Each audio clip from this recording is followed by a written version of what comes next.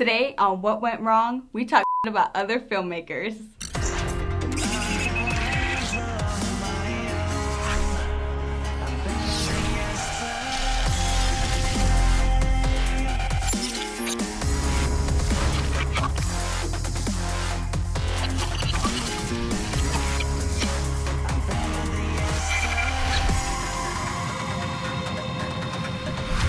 Hello and welcome to What Went Wrong, the show that discusses filmmaking with independent filmmakers who made all the mistakes so you don't have to.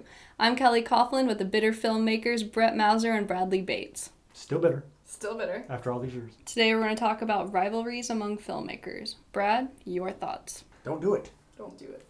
Disappointing. That's my answer to everything. Don't do it. If you're going to come away with anything from this show is run. Don't do independent Don't film. do film. Mm-hmm. Well, we started out like, because we'd already gotten the experience. He'd had like 15, 20 years of experience. I'd had like 5 years at that point. We'd had distribution. We'd made money, all that stuff. So, you know, we had Because we started out in Corpus. we here in Corpus we for a had while some first. like, you know, some backing behind our, you know, our tips and expertise to give to someone. So they would ask us for like tips and stuff, and we'd help them out and give them ideas and how to kind of do things and how not to do things so you can keep from making the same mistakes we did. Mm-hmm. And the problem is they're assholes. You help them out and they're like just And who are the assholes? any filmmaker out there that's not you. Oh, okay. It's like, I don't know what it is, but they see you as a rival, even when you're trying to help them. Yeah, and I'm gonna go back to the mid to late 70s here and talk about Lucas, Spielberg, that crowd. Here are the most well-known, respected filmmakers in the world. Coppola, Scorsese. These all guys came up together and they helped each other. They told each other about gigs and did this. And they were buddies and they went out there and they made their own films. And they created movies that we're going to remember.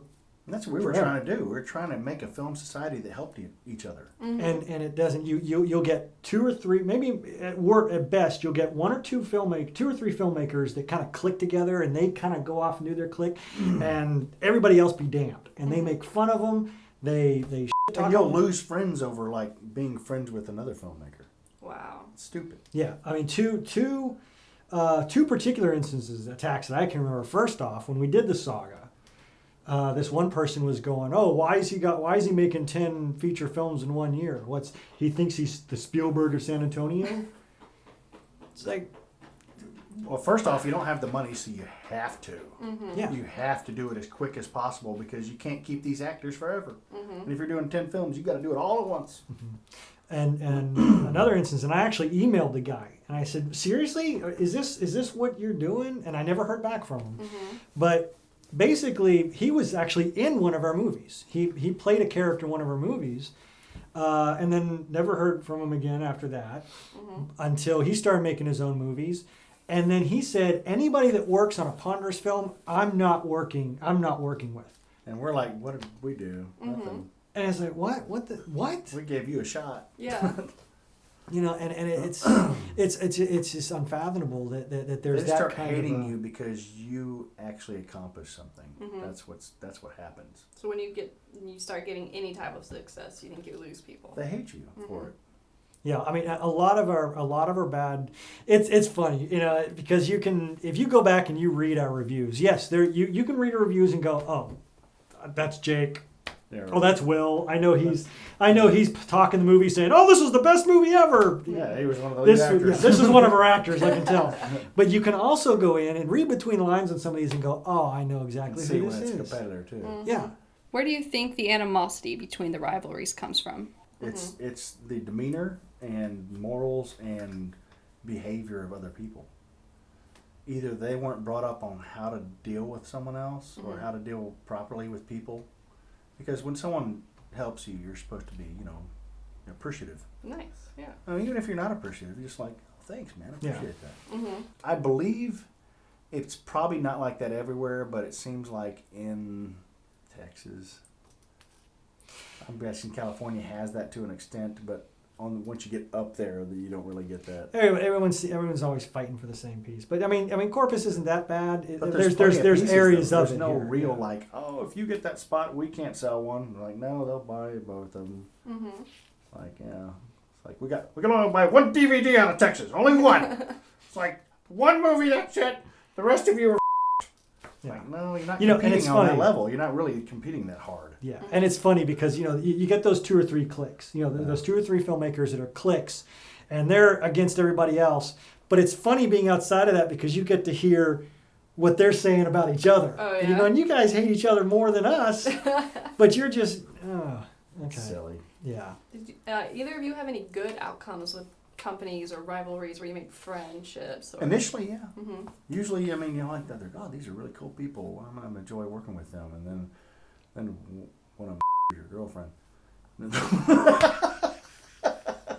it's like, well, that's over with.